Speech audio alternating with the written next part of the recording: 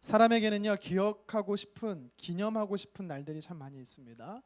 뭐 어떤 날들이 기념일이 될 수 있을까요? 모든 사람들에게 다 기념일을 하나씩 이야기해보라면 뭐 생일을 빼놓고 말할 수가 없겠죠.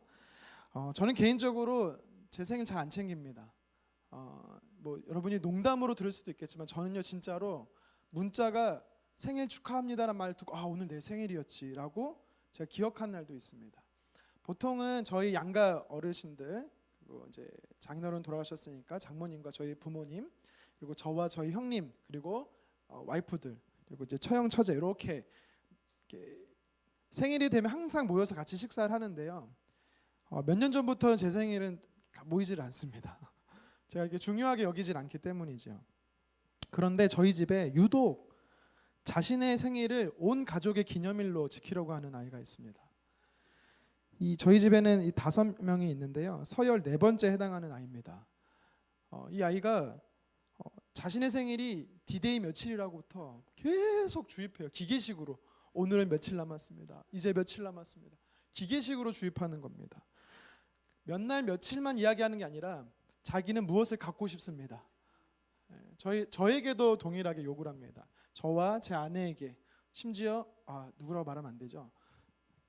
그래요. 그렇게 말을 하는데 준비를 했냐고 꼭 물어봐요. 그러면 아직 준비 못했다 그러면 언제 할 거냐고, 시간이 없다고, 이제 빨리 준비해야 된다고. 자, 결국 당일에 되면 다 받아냅니다. 그런데 어떤 일이 있었냐면 이번 그 친구의 생일 2월 1일인데 서열 5번째에게서 생일 선물을 못 받은 거예요. 그래서 제가 2가지 생각이 났습니다. 참 얘도 독하다. 그렇게 매일 이야기하는데 선물을 안 줄까. 근데 며칠이 지나고 나서 물론 이 서열 5번째 아이는요 모든 사람에게 선물을 원래 안 줍니다. 얘는 받기만 할 뿐이지 원래 안 주는 애예요. 그러니까 받을 생각을 하면 안 되는데 한 3일인가 지나고 나서 하는 말이 선물을 받았다라는 거예요. 그래서 제가 2가지 생각이 들었어요. 와, 어떻게 얘도 받았지? 야, 얘는 어떻게 선물을 줬을까?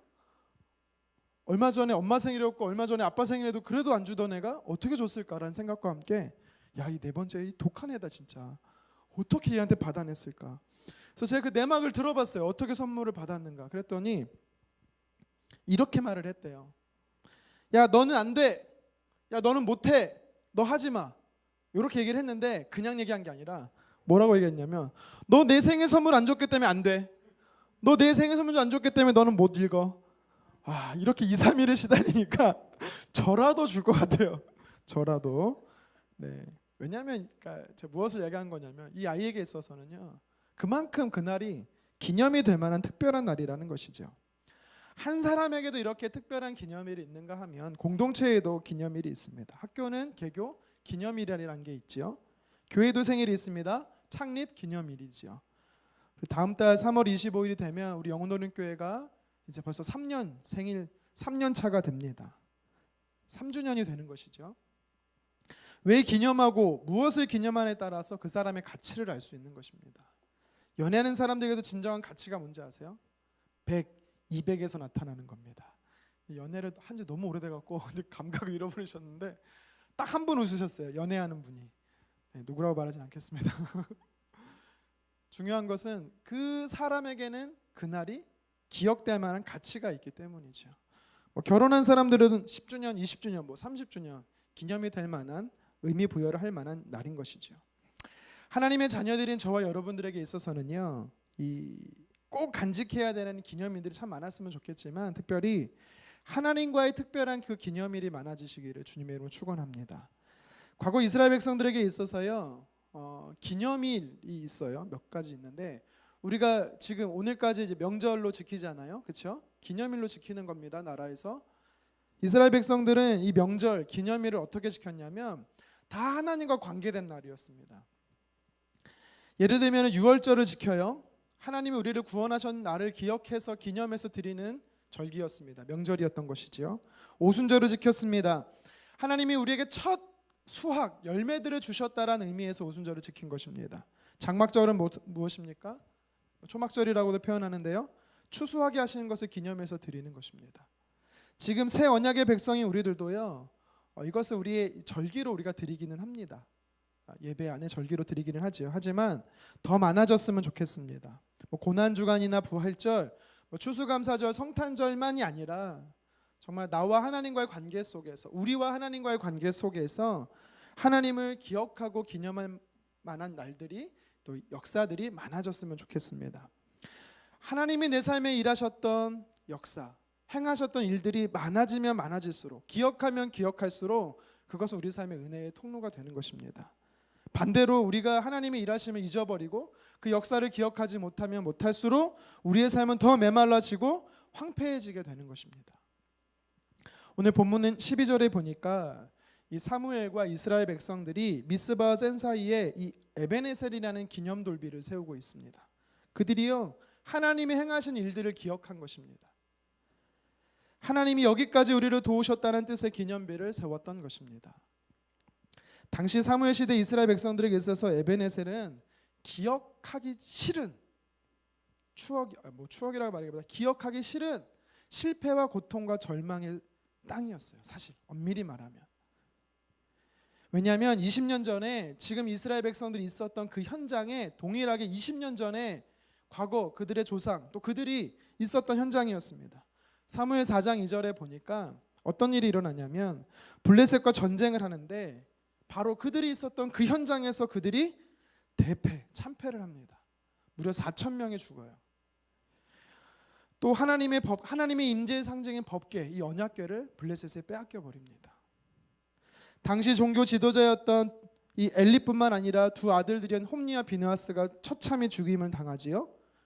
그래서 사람들은 뭐라고 말하냐면 하나님의 영광이 우리에게서 떠났다라고 해서 이 갑옷을 그때 외칩니다. 그러니까 이스라엘 백성들에게 있어서 에베네셀 그 지역, 그 현장은요 절대 기억하고 싶지 않았던 그런 배경이 있는 것입니다. 그런데 20년이 지난 오늘 사무엘상 7장 12절에 보니까 이스라엘 백성들이 다시 기억하고 있어요. 여러분 그거 알죠? 상처는 자꾸 잊어버리려고 하는 게 정상이에요. 아프니까. 이스라엘 백성들이 다시 끄집어내요. 그런데 오늘 말씀해 보면 영광스러운 기억으로 변화되는 것입니다. 최악이었던 그 순간이 오늘 말씀해 보니까 최선으로 변화되어 있는 것을 오늘 우리는 말씀을 통해 보게 되는 것입니다. 무엇이 달라졌을까요? 20년 전 과거 이스라엘 백성과 지금 이스라엘 백성과 달라진 게 무엇이 있을까요? 없습니다. 달라진 건 하나도 없습니다. 여전히 블레셋은 이스라엘 백성들을 호시탐탐 노리고 있고 그들에게 계속해서 전쟁을 걸어오고 있습니다. 변화된 게 없습니다. 그런데 오늘 말씀을 보면 알겠지만 삶이 너무 대조되어 있어요. 20년 전에 이스라엘 백성들이 그곳에 패배한 현장이었지만 오늘 말씀해 보면 대승을 거두게 하는 완전한 승리를 하나님 허락하고 계십니다. 과거에는 하나님의 임재 상징이었던 법궤까지도 그곳에 가지고 있었을 때는 법궤까지도 빼앗겼지만 오늘은요 그 법궤도 없는데 하나님께서 친히 임재하셔서 우레를 발하셔서 그 블레셋을 혼비백산하는 그 현장을 그래서 대승하게 하는, 심지어 잃어버렸던 땅을 도로 찾게 하는 역전이 그들의 삶 안에 일어나는 것입니다. 표면적으로는 근데 바뀐 게 없습니다. 표면적으로 여전히 이스라엘 백성들은 전쟁의 오합지졸입니다. 전쟁을 거의 해본 적이 없거든요. 그들에게 있어서 달라진 것이라고는 없습니다. 그런데 어떻게 이런 최악의 삶이 최선의 기억으로 변화될 수 있었을까요? 오늘 이 말씀은 저와 여러분들에게 도전하는 메시지가 있습니다. 2018년에 묵은 해가 가고 2019년 새해가 우리 앞에 도래해 있습니다. 하지만 여전히 저와 여러분의 삶에는 변화된 게 없어요. 여전히 세상 살기 힘듭니다. 여전히 없는 게 참 많습니다. 넘어야 하는 첩첩산중의 문제들이 여전히 있습니다. 그런데 오늘 말씀이 우리에게 무엇을 도전합니까? 2019년도는 최선의 해가 될 것이다 라는 것입니다. 올해는 우리에게 있어서 최고의 기억될 만한 한 해가 될 것이라고 성경은 도전하는 것입니다. 이런 영적 메시지가 오늘 말씀에 담겨 있습니다. 우리의 삶이 하나님께서 역사하시는 최고의 현장, 은혜의 현장이 되기를 여러분 간절히 소망하십니까? 그렇다면 오늘 말씀을 이스라엘 백성들의 말씀이 아니라 나에게, 우리에게 말씀으로 우리가 받으셨으면 좋겠습니다. 자, 그렇다면 먼저 이스라엘 백성들 안에 과거와 지금에 달라진 것이 무엇일까? 표면적으로는 바뀐 것이 없습니다. 하나도. 그러면 진짜 그들에게 있어서 변화된 것이 무엇일까? 최악의 기억하고 싶지 않았던 그 상황이 이제는 하나님이 여기까지 나를 도우셨다, 우리를 도우셨다라는 이 에베네셀의 최고의 최선의 기념비가 될 만한 그 상황으로 바꾸신 것이 무엇인지 우리 한번 살펴보기를 원합니다. 첫 번째는 우리 제목을 한번 같이 읽어봤으면 좋겠습니다. 시작. 그렇습니다. 이스라엘 백성들에게 무엇이 달라졌습니까? 그들의 삶이요, 최선의 삶으로 변화될 수 있었던 것은 뭐냐면 그들의 기도의 삶이 달라졌기 때문입니다. 진정한 기도는 하나님의 역사를 보게 합니다. 기도하는 하나님의 백성이 최선의 삶을 살 수 있다라고 오늘 성경 우리에게 도전하는 것이죠. 우리 본문 6절 말씀인데요. 우리 6절을 다시 한번 같이 읽어보도록 하겠습니다. 시작. 그들이 그날 종일 금식하고 거기에서 이르되 우리가 여호와께 범죄하였나이다 하니라. 사무엘이 미스바에서 이스라엘 자손을 다스리니라. 아멘. 여기서요, 이스라엘 백성들이 기도하는 장면이 첫 번째 장면이 나옵니다. 그런데 기도하는데 몇 가지 행동적인 면이 나타나요. 물을 하나님 앞에 부었다라고 말해요. 금식했다라고 말해요. 그리고 범죄함을 회개했다라고 이야기합니다. 자, 물을 붓는다는 게 무슨 뜻일까요? 하나님 앞에 물을 붓는다. 금식한다라는 건 여러분 아시지요? 또 회개한다라는 것도 여러분 아십니다. 그런데 이 세 가지의 각각의 행동이 다른 개별적인 것이 아니라 하나로 연결되는 것입니다. 자, 물을 붓는다라는 것을 이해하려면 말씀 한 구절을 좀 찾아봤으면 좋겠는데요. 우리 예레미야 애가 2장 19절 말씀인데요. 우리 한 목소리로 상발전만 좀 같이 읽어보도록 하겠습니다. 시작. 초저녁에 일어나 부르짖을지어다 내 마음을 주의 얼굴 앞에 물 쏟듯 할지어다. 하나님 앞에 물 쏟듯 내 마음을 쏟으라는 것입니다. 그러니까 이게 비유라는 거예요. 다시 말해서 하나님 앞에 물을 쏟는다라는 것은 뭐냐면 내 전심, 내 마음을 다한다라는 뜻입니다. 여러분 이해되시겠죠? 자, 금식해보신 분은 아실 겁니다. 여러분 먹는 건 사람에게 굉장히 중요합니다. 육체의 강건함을 위해서 우리가 적정 수준, 저처럼 많이 먹어서도 안 되고 적정 수준을 드셔야 건강한 거죠. 근데 먹지 않는다, 이게 무슨 뜻입니까? 마음을 쏟아서 하나님 앞에 물을 붓는다는 건 우리의 마음을 전심을 쏟는다라는 겁니다. 이해되시죠? 먹지 않는다라는 것은 단순히 마음만 쏟는다는 것이 아니라 육신의 결정과 결단을 통해서 몸과 마음이 하나님 앞에 집중한다라는 것입니다. 여러분 이해되시겠습니까? 오늘 성경에 뭐라 하냐면 그날 종일이라는 표현이 있어요. 그날 종일 금식했다. 이게 무슨 뜻이냐? 물을 붓는 마음을 다하는 그날 몸도 구별해서 하나님 앞에 드렸다라는 것입니다. 그런데 이 사람들이 그냥 드린 게 아니라 무엇을 드렸어요? 회개했다라는 것입니다.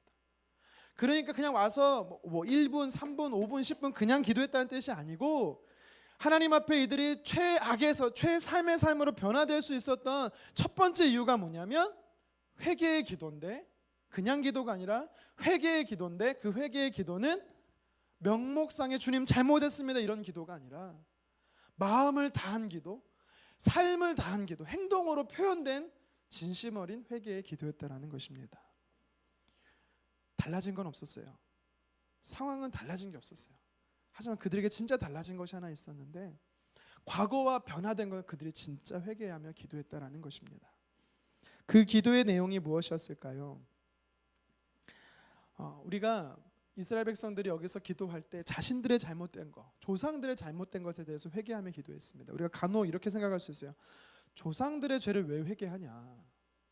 오해하시는 분이 있는데 우리가 지금 과거의 잘못을 회개하면 그때 죄가 용서돼서 그 사람이 용서받는다, 그런 의미에서 카톨릭적으로 기도하라는 뜻이 아니라 왜 조상부터 지금까지 죄를 회개하냐면 죄는 영향력이 있기 때문이에요. 지금까지 미치는 악한 영향력이 있기 때문에 그걸 끊어버리는 자라는 뜻에서 기도하는 것입니다. 그러니까 이스라엘 백성들은요, 지금의 죄악뿐만 아니라 과거부터 지금까지 내려왔던 20년 전에 조상으로부터 내려오던 그 잘못을 회개하며 기도하고 있다라는 것입니다. 근데 그 구체적인 내용이 무엇인가? 오늘 성경에는 나오진 않습니다. 그런데 유추해 볼 수 있는 말씀이 있어요. 우리 읽진 않았는데 그 앞절이에요. 사무엘상 7장 3절을 같이 한번 읽어보겠습니다. 시작. 사무엘이 이스라엘 온 족속에게 말하여 이르되 만일 너희가 전심으로 여호와께 돌아오려거든 이방신들과 아스타롯을 너희 중에서 제거하고 너희 마음을 여호와께로 향하여 그만을 섬기라. 그리하면 너희를 블레셋 사람의 손에서 건져내시리라. 아멘. 여러분, 이것을 통해서 우리가 유추할 수 있는 게 뭐냐면 그들이 하나님 앞에 물을 쏟는, 다시 말해 마음을 전심으로 다하고 그것과 함께 동일하게 음식을 끊으면서 그들이 몸과 마음을 전심을 다해 하나님 앞에 돌이키려고 했던 회개가 무엇이었냐? 그것은 바로 우상숭배였다라는 것입니다. 이스라엘 백성들은 선민이라고 말해요. 택한 백성이라고 말합니다. 하나님을 대대로 조상 때부터 하나님만 섬겨야 되는 백성들이라는 것입니다. 그런데 그들이 바알과 아스타롯이 상징되는 우상숭배에 빠져 있다라는 겁니다. 당시 세상에서 추구하는 것들이지요. 물질, 명예, 권력 등의, 또 신약에서 말하는 무엇을 먹을까 마실까 입을까 예수님이 말했던 그 염려 것들이라는 것입니다. 그것이 그들의 삶 안에 우상이 됐다라는 것입니다. 그런데 이스라엘 백성들이 무엇이 달라졌냐면 하나님만 이제 섬기겠다라는 의지가 발동된 겁니다. 하나님만을 내 삶의 주인으로 모시겠다라는 확고한 결단을 했다라는 것입니다. 하나님 말씀에 순종하겠다는 굳은 각오가 그들 안에 달라졌다라는 것입니다. 오늘 새벽 설교에 제가 이 야곱의 아들 요셉을 축복하는 내용을 이야기를 하면서 야곱이 요셉에게 뭐라고 축복하냐면 삶 곁에 심겨진 무성한 가지다라고 이 부분을 이야기 드렸습니다. 하나님 안에 머무는 삶, 요셉이야말로 큰 나무가 된다라는 것입니다. 하나님의 샘 곁에 머물러 있는 요셉만이 자신의 인간의 한계를 넘어서는, 담을 넘어서는 인생이 된다라고 말씀을 드렸습니다. 이것이 내 삶의 주인이 하나님을 인정하는 삶입니다. 하나님의 은혜 안에 살아가는 것이고 샘 곁에 멀어진다라는 것, 다시 말해 하나님 앞에서 멀어지는 삶은 곧 메말라 죽어가는 인생이 되는 것이죠. 광야 40년 동안 이스라엘 백성들은요, 구름기둥 불기둥으로 날마다 하나님의 은혜 안에 머물렀습니다. 날마다 주님이 공급해 주시는 은혜, 때로는 그것이 넘치지도 않고 부족하지도 않게 그날 필요한 일용할 양식들을 하나님은 날마다 주셨던 것이죠.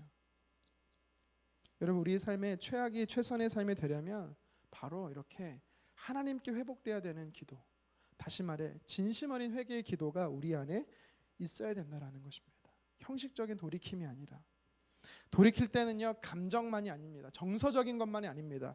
행동적인 것까지 동반되라고 이야기를 합니다. 오늘 본문에서 말하는 것처럼 이스라엘 백성들이 하나님 앞에, 여호와 앞에 물을 부었던 것처럼, 그러면서 동일 그날 금식을 했던 것처럼 전심으로, 마음으로, 행동으로 하나님 앞에 돌이키는 이 기도를 드렸습니다. 또 오늘 말씀에 보면은 이스라엘 백성들의 기도가 최악에서 최상의 삶으로 변화되는데 한 가지 더 이들의 기도의 특징이 나옵니다. 첫 번째가 회개의 기도였다면 두 번째가 무슨 기도냐면 우리 8절 말씀 한번 읽어보도록 하겠습니다. 8절입니다. 시작. 이스라엘 자손이 사무엘에게 이르되 당신은 우리를 위하여 우리 하나님 여호와께 쉬지 말고 부르짖어 우리를 블레셋 사람들의 손에서 구원하시게 하소서 하니. 자, 여기서 어떤 기도가 나옵니까? 쉬지 말고 부르짖는 기도가 나옵니다. 쉬지 말고 부르짖는 기도. 그러니까 이스라엘 백성들이 달라진 점이 있어요. 첫 번째는요, 몸과 마음을 다해서 하나님 앞에 변화된 이 삶의 태도, 이제 하나님만 섬기겠다는 회개의 기도가 일어났고 하나님과의 친밀한 기도가 일어났으면, 두 번째로 쉬지 않는 기도가 그들에게 변화된 삶이었던 것입니다. 블레셋 군대는요 철기로 무장한 강력한 군대입니다. 이들이 미스바에 모여서 기도하고 있는데 갑자기 또다시 쳐들어온 거예요. 여러분, 이 영적인 메시지가 또 있어요. 여러분이 기도하려고 하시잖아요. 여러분의 삶의 기도를 막는 상황들이 꼭 옵니다. 그럼 어떻게 여러분들은요? 아, 기도할 때가 아니구나. 지금은 기도할 때가 아니야. 그러면서 멈추시겠습니까? 도리어 이들은요, 객관적으로 봤을 때 철기 무기를 가진 블레셋군이 쳐들어왔다는 것은 트라우마예요. 20년 전부터, 아니 이스라엘 백성들이 가나안에 있을 때부터 계속해서 이 인생의 트라우마처럼 이 발목을 잡는 게 뭐냐면 블레셋이었습니다. 끊임없이 공격해오는 우리 안에 연약한 부분이 블레셋이라는 것입니다. 그러려면 막강한 군사력을 갖춰야 돼요. 시뮬레이션을 통해서, 군사훈련을 통해서 오합지졸이 아니라 강한 군사를 만들든가, 그것이 안 되면 동일한 무기, 철기 무기를 제조해야 되는 것입니다. 지금은 기도할 때가 아니야 라고 멈춰야 돼요. 그런데 이스라엘 백성들이요, 무기도 변변치 않습니다. 전쟁 연습도 하고 있지 않습니다. 그런데 이들이 무엇을 하고 있습니까? 블레셋이 쳐들어왔다는 걸 들었습니다. 그럼에도 불구하고 뭐라고 말하고 있습니까? 기도를 쉬지 않고 계속해서 기도합시다라고 외치고 있습니다. 누가 외친지 아세요? 사무엘이 외친 거 아니에요. 이스라엘 백성들이 외치고 있습니다. 너무 달라진 모습인 거죠. 동일하게 그들은 동일하게 사무엘상 12장 23절에 우리가 잘 아는 거죠. 나는 너희를 위하여 기도하기를 쉬는 죄를 범하지 않겠다. 하나님 앞에서 범하지 않겠다. 사무엘은 기도를 쉬는 것은 죄다라고 이야기를 했습니다. 그들은 20년이 지난 지금 깨달은 게 있어요. 그게 뭐냐면 하나님 앞에 기도를 쉬면 영적으로 죽는다. 근데 영적으로 죽는 것이 아니라 진짜 죽는다. 삶이 죽는다라는 걸 그들은 깨달았습니다. 얼마나 많은 사람이 기도하지 않는 죄를 범하는지 모릅니다. 기도하지 않고 잘 살 수 있다라고 말하는지 모르겠습니다. 여러분, 기도하지 않으면 질병과 가난과 저주에 빠집니다. 이건 제가 말하는 게 아니라 성경이 말하고 있습니다. 기도하지 않음으로 하나님의 복을 누리지를 못합니다. 우리 안에 죄명이 있어요. 죄명. 기도를 쉬는 죄입니다. 기도를 하지 않는 죄죠. 데살로니가전서 5장 17절에 바울이 이렇게 말합니다. 쉬지 말고 뭐 하라? 기도하라. 항상 기도하라는 것이죠. 아들, 딸들, 내 자녀들, 내 부모, 형제들 보면서 걱정하고 염려만 하지 말고 기도하라는 것입니다. 직장과 사업장의 불황 때문에 걱정, 근심이 됩니다. 걱정, 근심 들지요? 왜 안 들겠습니까? 우리의 불확실한 미래 왜 걱정 안 들겠습니까? 그런데 오늘 성경은 뭐라고 말하고 있습니까? 지금 당장 블레셋이 내 삶에 쳐들어온 것처럼 위기가 내 안에 있으면 기도하라는 것입니다. 이런 말이 있습니다. 기도는 우리의 피난처다. 기도는 우리의 피난처란 말이 있습니다. 내 약함과 부족함, 변화된 건 없습니다. 하지만 우리가 하나님을 찾을 때 우리는 안전하다라는 것입니다. 좀 오래된 통계지만 좀 오래되긴 했어요. 아주 오래된 거. 제가 대학생 때 기억하고 있는 통계라 아주 오래된 건데 한 2년 됐죠? 네, 죄송합니다. 네, 20년 된 통계인데 그때 여론조사를 한 가지 했어요. 1000명을 대상으로 평신도 사람들에게, 그러니까 제가 말하는 건 뭐 장로님, 권사님, 그다음에 뭐 안수 집사님, 뭐 집사님, 성도님 다 포함해서 작년 대상으로 1000명을 대상으로 하루에 몇 시간을 기도합니까? 질문은 몇 시간이었거든요. 얼마나 기도합니까? 라고 물었을 때 정말 달라졌을 거라고 봅니다. 20년이 지난 지금은 달라졌을 거라고 보지만 그 당시에요 60% 이상 10분을 못합니다. 내가 좀 더 하네라고 생각하시나요? 여기 불러놓고 사람들이 있으면 둘 중에 한 명은요 기도하지 않는다라는 거예요. 그러면 오늘 말씀처럼 뭐예요? 죄를 짓고 있는 거예요. 죄를 짓고 있는 거. 크리스천임에 불구하고 하나님의 자녀라고 말하면서도 기도하지 않는 것입니다. 주여 주여라고 외치고 있으면서도 세상의 염려, 근심, 걱정, 바알과 아스도라의 문제를 바라보며 거기에 집중하고 있는 거예요. 거기에. 근데 이 조사를 한 번 더 했어요. 누구한테 했냐? 목회자에게 했습니다. 당신은 목회자로서 얼마나 기도하십니까? 여러분 결과가 어떨 것 같으세요? 뭐 저를 보면 한 2시간 기도할 것 같죠? 네, 기가 차다는 뜻인가요? 뭐 결과는 말씀드리지 않겠습니다. 그런데요, 30분 이상 기도하는 목회자가 많았습니다. 10분 이하는 거의 없었던 걸로 제가 기억을 하는데 30분 이하가 너무 많았어요. 물론 여기에는 부교육자도 들어가고 뭐 다 들어갔겠죠. 찔립니다. 네, 찔립니다. 하나님의 지혜와 능력과 은총을 구해야 되는 우리임에도 불구하고 구하지 않고 있는 저와 여러분들을 보게 되는다라는 거죠. 이렇게 말하면 또 이제 디펜스를 하죠. 보통 사람들은 본능적으로 여러분들 지금 마음속으로 디펜스하고 있어요. 내가 왜 기도하지 못하고 있는지 목사님 모를 거예요 이러면서 디펜스하고 있습니다. 뭐라고 말합니까? 기도하지 않는 사람은요, 핑계가 많습니다. 네. 자, 재미있는 기사를 하나 가져왔습니다. 기도하지 않는 사람의 유형. 첫 번째, 바쁘다형입니다. 바빠서 기도하지 못한다라는 겁니다. 내가 새벽부터 나가서 저녁 늦게까지 오는데 또 집에 오면 또 가사일도 있고 자녀도 돌봐야 되고 할 게 너무 많아서 기도하지 못한다라고 이야기합니다. 바쁜 거 인정합니다. 근데도 바쁘면서도 밥은 또 잘 드세요. 볼 건 다 보고 할 건 다 하세요. 스퍼전 목사님도 그랬고 미국의 윌룩 크릭 교회 비라이비스 목사님도 그랬습니다. 너무 바빠서 기도합니다. 오늘은 내가 2시간, 평소에는 3시간 기도하는데 오늘 일정이 너무 많아서 4시간 기도합니다.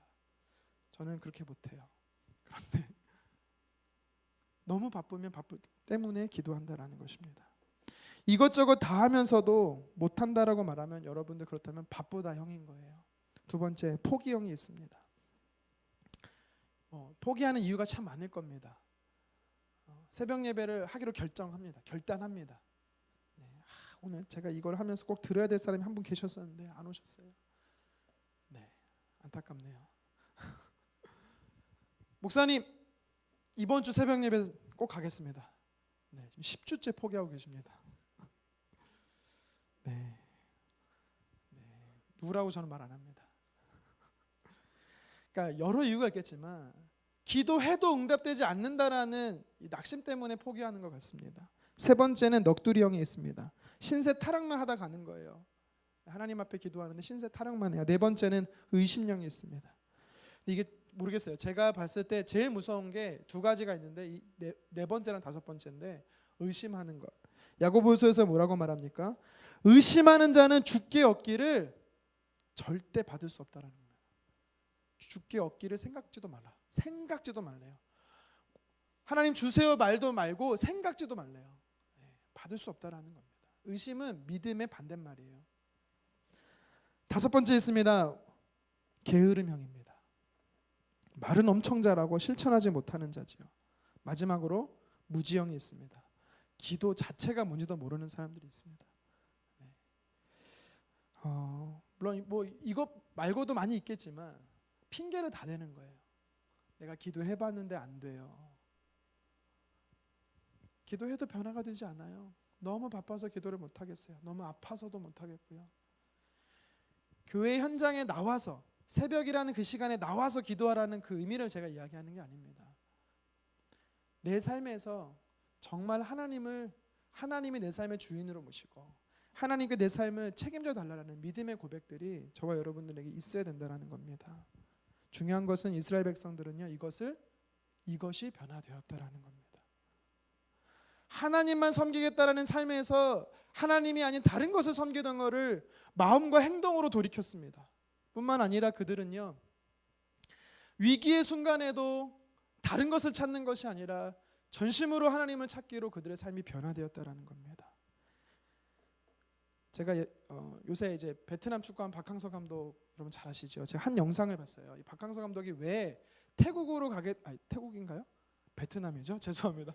태국은 2주 후에 제가 우리 중학생을 데리고 가야 될 미션 트립 장소인데 죄송합니다. 베트남을 왜 가게 됐냐 인터뷰한 게 있었습니다. 근데 짧게 한마디 하고 지나가더라고요. 뭐였냐면 아내가 가라 그래서 가는 거예요라고 말을 해요. 아내 이름이 이제 성함이 최상하 이제 권사님이세요. 이분이 최상하 권사님인데 권사님이 가라 그래서 자기는 간 거예요라고 이야기를 하더라고요. 그런데 제가 이 명절 기간 때 이 최상하 권사님 비하인드 스토리를 제가 발견했습니다. 이 권사님이요, 그러니까 이제 박항서 감독이 베트남에 가기 전에 창원시청에 이제 인생의 이제 마지막 축구 감독이다라고 생각하고 거기서 이제 지내고 있었는데 이제 제안이 들어온 겁니다. 동남아에서 감독 제의가 들어온 거예요. 이걸 가지고 이제 그 아내에게 이야기를 한 겁니다. 이 최상하 권사님께서요, 날마다 새벽마다 부르짖어 기도했습니다. 새벽마다. 그리고 모르겠어요. 박항서 감독님은 왜 새벽 예배를 안 가는지 모르겠지만 다시 또 아침에 둘이 그렇게 열심히 기도했다라고 합니다. 그런데 하나님께서 응답을 뭐라고 하시냐면 권사님에게 크고 비밀한 일을 보여주겠다라고 응답을 주셨던 것입니다. 그래서 재지도 않고 연봉이 얼마인지도 모르고 그냥 간 거라고 이야기를 합니다. 그리고 지금도요. 이분이 그 박항서 감독님이 되게 좋아하는 말씀이 뭐냐면 데살로니가전서 5장 16절 17절을 짬뽕해 놓은 말씀을 되게 좋아한대요. 무슨 말이냐면 항상 기뻐하라가 16절이고요. 쉬지 말고 기도하라가 17절입니다. 근데 이거를 합쳐버렸어요. 어떻게? 항상 기도하라.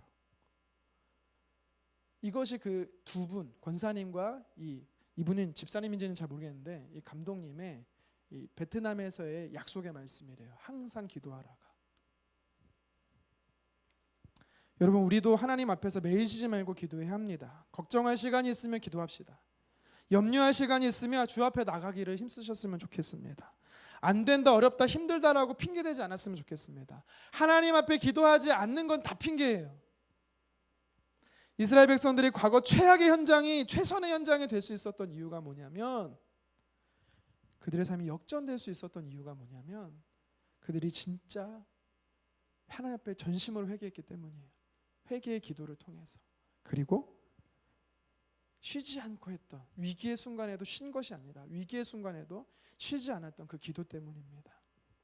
저와 여러분의 삶에도 올해에는 단순히 작년이 아니라 수년, 수십 년 지금까지 변화되지 않았던 일이 있다라면 그것을 하나님 변화시키는 역전을 경험하기를 간절히 소망합니다.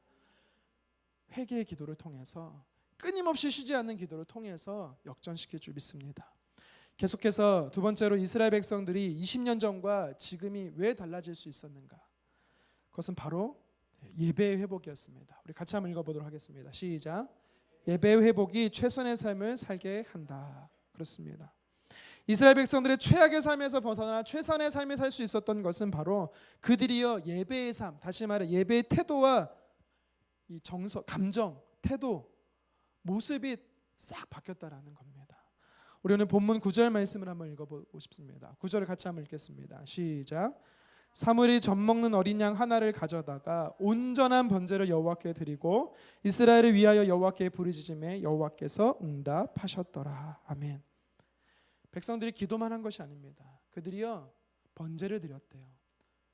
처음 드린 번제일까요? 아닙니다.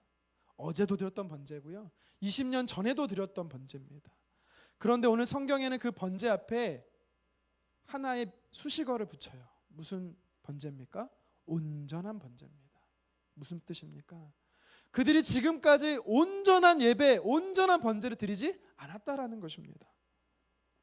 20년 전에 이스라엘 백성들의 예배는 무너져 있었습니다. 당시에 엘리는요, 제사장이었던 엘리는요, 하나님의 음성이 들려도 그게 하나님의 음성인지도 몰랐을 뿐만 아니라 성경은 뭐라고 말하냐면 대제사장이 있음에도 불구하고 선지자였던 엘리가 있음에도 불구하고 하나님 말씀하지 않으셨대요.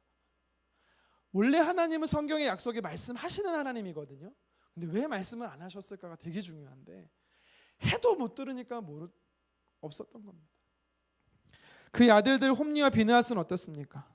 하나님의 예배를 더럽혔습니다. 이들은 하나님께 드릴 제물을요 가로챘습니다.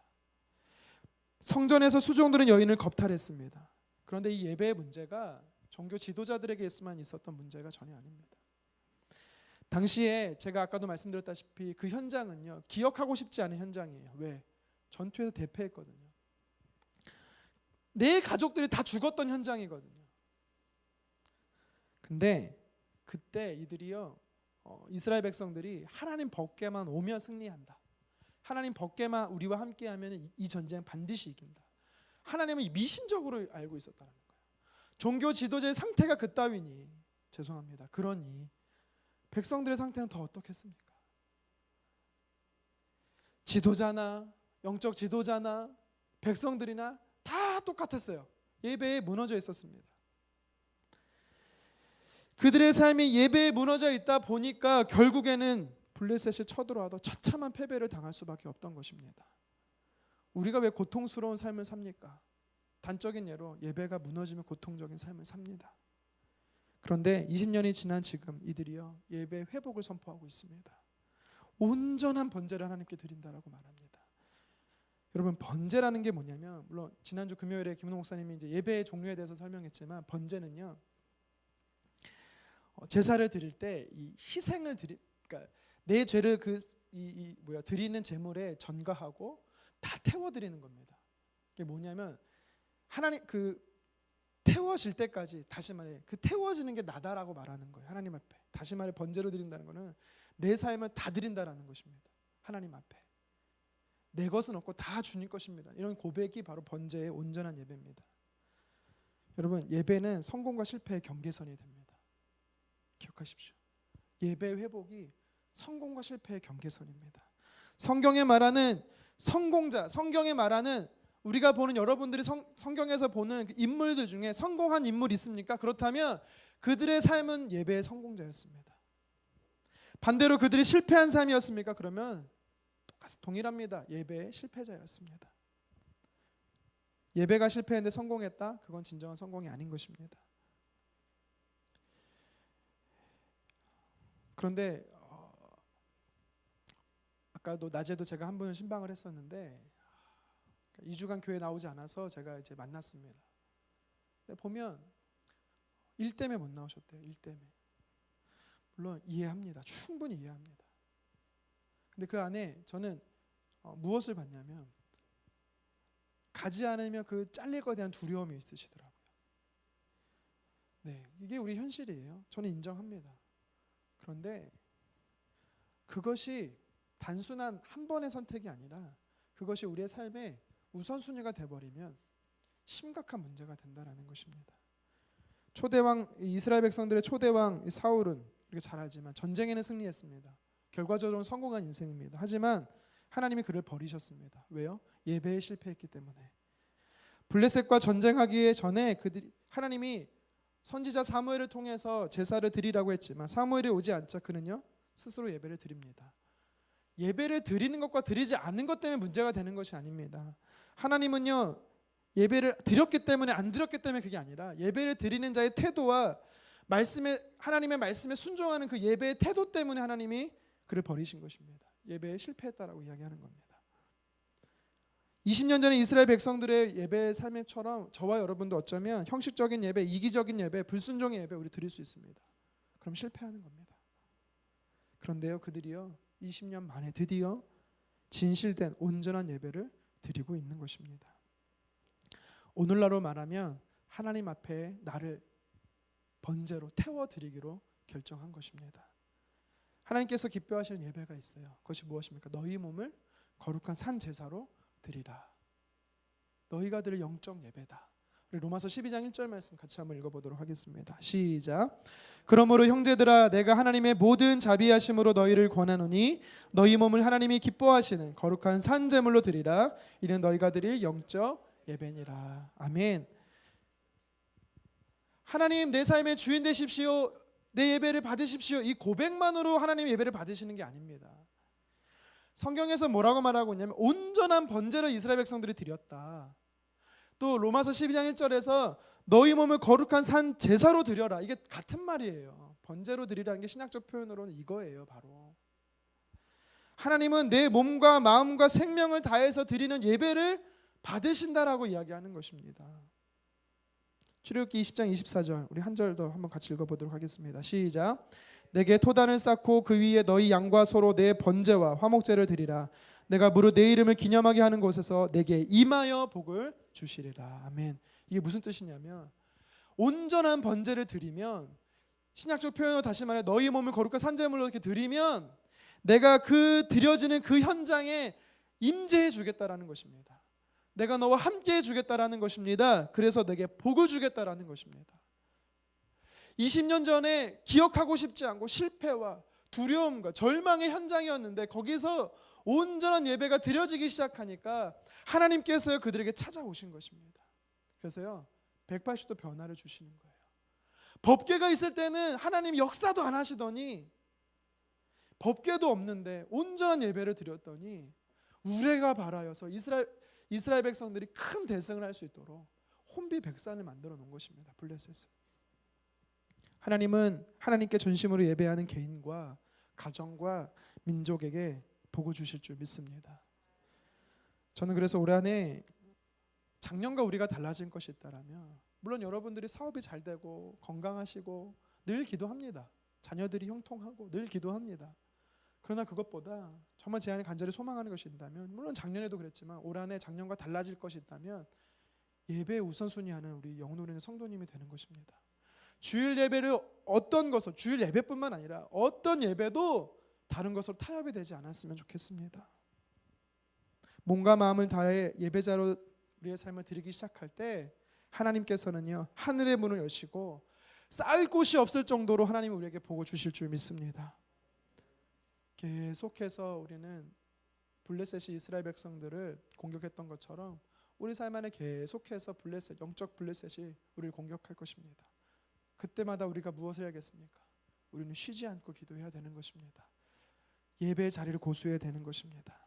이것을 통해서 하나님이 이스라엘 백성들의 큰 의뢰를 바라셨던 것처럼 저와 여러분의 삶에도 하나님이 큰 의뢰를 바라셔서 우리의 삶이 이제는 최악이 아니라 최선의 삶이 될 수 있도록 하나님 역사하실 줄 믿습니다. 우리 이 말씀을 기억하면서 함께 찬양하고 기도했으면 좋겠습니다.